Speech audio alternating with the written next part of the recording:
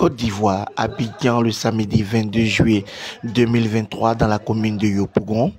C'est la Fédération ivoirienne d'Othello a organisé une conférence de presse en partenariat avec la marque Kraka International pour lancer le Grand Prix de l'école de la deuxième chance.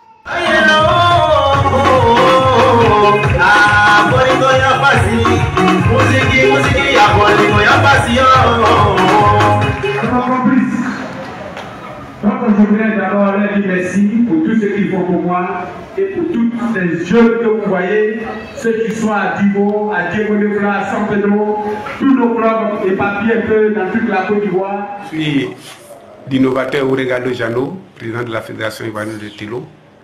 Et ce matin, nous sommes revenus pour faire un bilan mi-parcours. D'abord, planter le décor de janvier à ce jour. Il faut dire que l'Othello a pris de l'ampleur. Janvier 2023, il fallait faire le bilan à mi-parcours pour voir que nos enfants à qui on a inculqué l'Othello, les résultats sont bons. Et chaque année, ça a été comme ça. Mais les gens ne comprennent pas le bien fondé de la structure de l'Othello, ce jeu cérébral, ils veulent le minimiser. Mais leur dit que l'Othello, c'est la mayonnaise de l'éducation ivoirienne. Ne pas jouer au Othello, c'est voué à l'échec. Pratiquer l'Othello, c'est d'abord former son esprit, former son comportement, modifier tout pour éviter les aléas tels que la tricherie, tels que la prostitution, tels que les grossesses en milieu scolaire. Et l'enfant se prend en charge.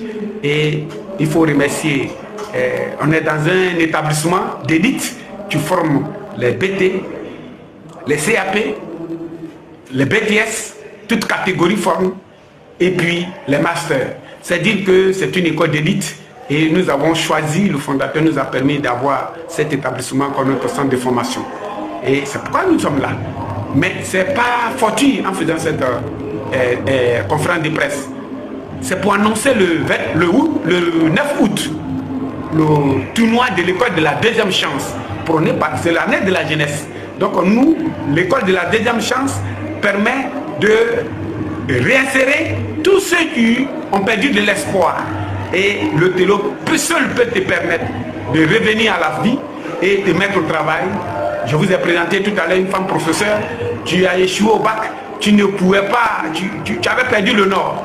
Je l'ai récupérée à domicile. Aujourd'hui, elle est professeure de secrétaire ici dans cet établissement et dans les établissements de Côte d'Ivoire. Aujourd'hui, elle est devenue responsable.